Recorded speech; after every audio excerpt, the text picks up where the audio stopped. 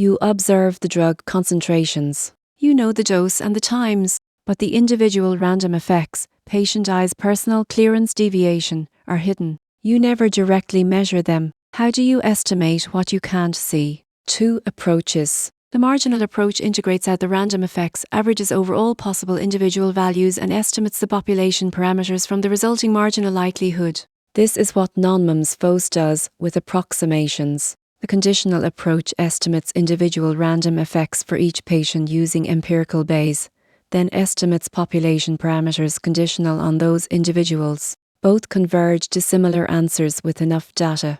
The Bayesian approach puts priors on everything and samples the joint posterior. Shrinkage is the mixed model's signature behavior. When a patient has few observations, 1 or 2 concentration measurements, the individual estimate of clearance is pulled strongly toward the population mean. The model doesn't trust sparse individual data, so it relies on the population.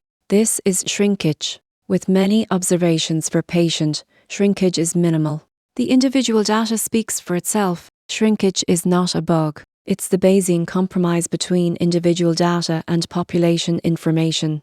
NONMEM has been the pharmaceutical industry standard for population pharmacokinetics since the 1980s. It estimates fixed effects, the thetas, random effect variances, the omegas, and residual error, sigma, using the first-order conditional estimation method with interaction FOCE-I.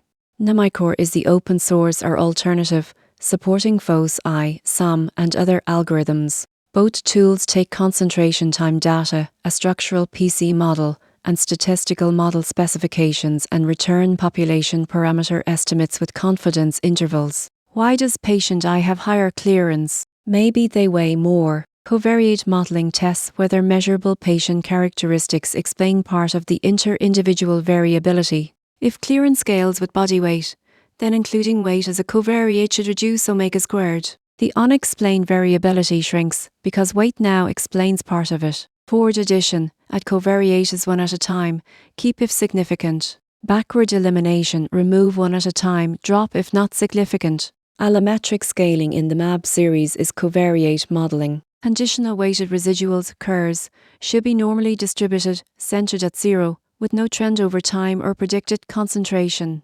If CWRES shows a pattern, the model is misspecified. Individual itis should be normally distributed and uncorrelated with covariates. If etical correlates with weight, weight should be a covariate. The visual predictive check, VPC, simulates from the model and overlays on observed data. If the simulated prediction intervals contain the observed data, the model is adequate. Fixed effects describe the population. Random effects capture individual variation. Shrinkage balances individual data against population knowledge. NONMEM and NONMEM estimate both. Covariates explain variability. Diagnostics verify the model. The classroom model, mixed effects modeling, is the statistical framework behind every population pharmacokinetic analysis, every longitudinal clinical study, and every MAB and conveyor belt series.